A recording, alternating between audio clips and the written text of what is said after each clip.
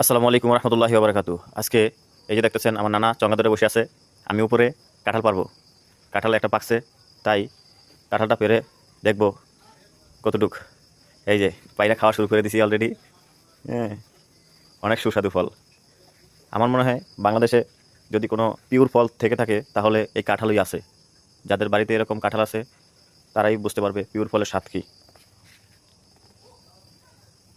যদিও ছোট কাঁঠালটা কিন্তু অনেক মিষ্টি। সবাইকে দিতেছি অল্প অল্প করে। এটা ভাঙার পর দু এক কোষ করে পাবো। আশা করি সবাইকে দিয়েই খেতে পারবো ইনশাল্লাহ। তো যাদের বাসায় এরকম কাঁঠাল গাছ আছে, কাঁঠাল এভাবে পেরে খাইতেছেন বা খাবেন বা খেয়েছেন, তারা অবশ্যই কমেন্ট বক্সে জানাবেন ইনশাল্লাহ।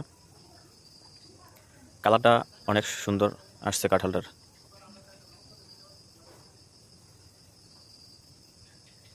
এই দেখেন কত সুন্দর একটা কালার আসছে, একেবারে পিওর, কোনো ভেজাল নাই।